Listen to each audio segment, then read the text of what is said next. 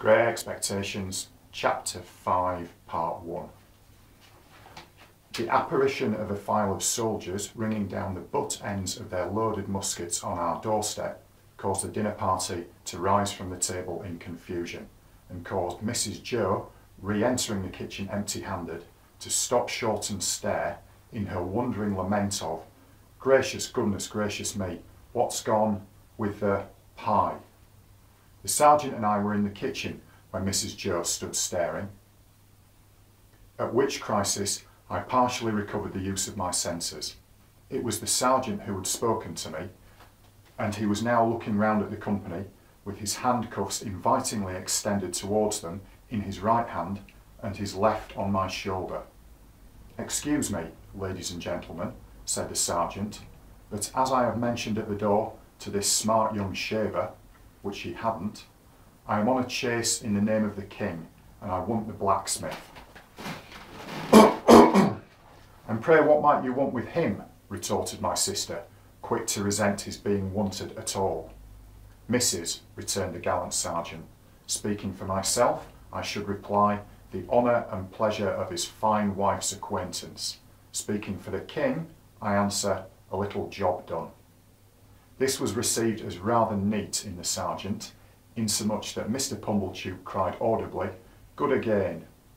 "You see, blacksmith," said the sergeant, who had by this time picked out Joe with his eye, "we have had an accident with these, and I find the lock of one of them goes wrong, and the coupling don't act pretty. As they are wanted for immediate service, will you throw your eye over them?"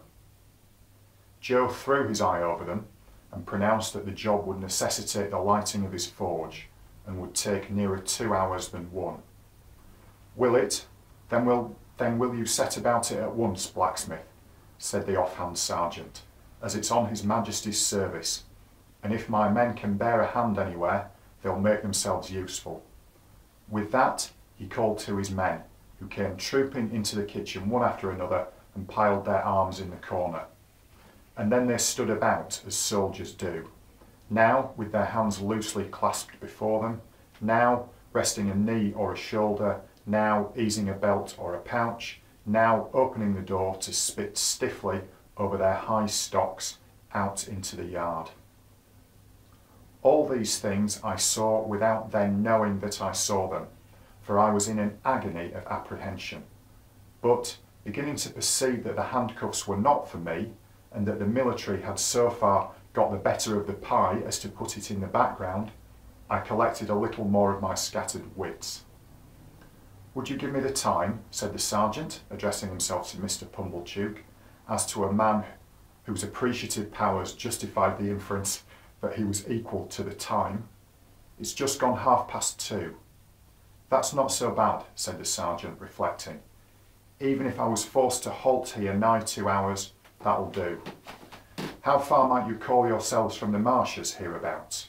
Not above a mile, I reckon."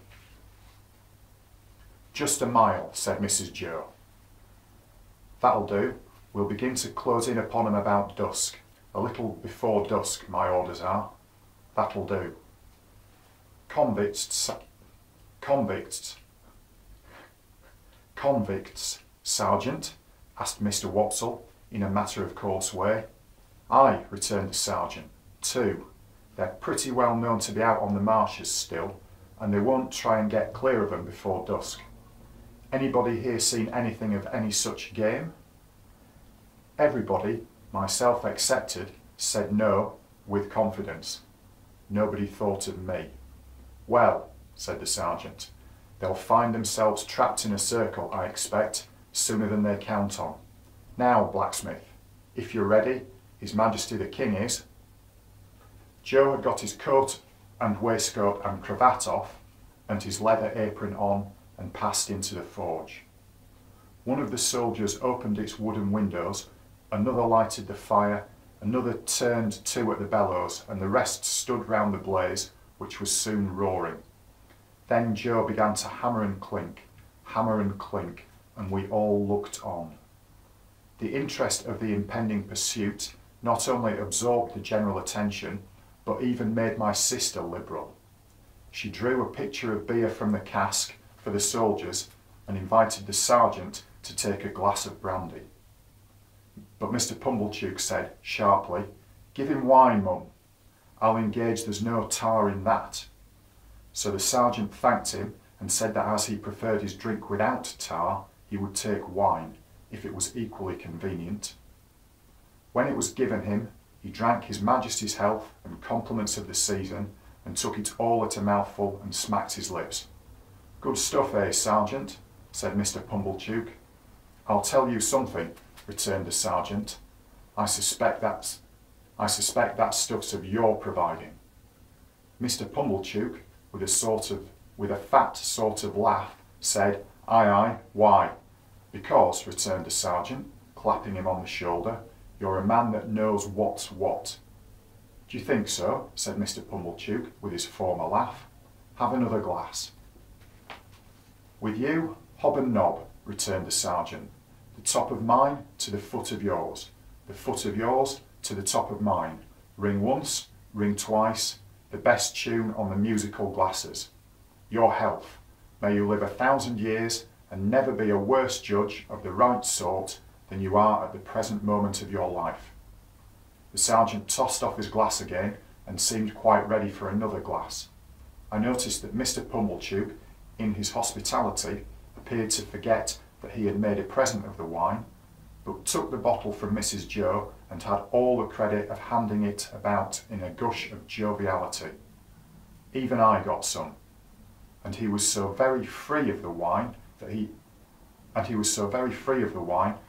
even called for the other bottle and handed that about with the same liberality when the first was gone.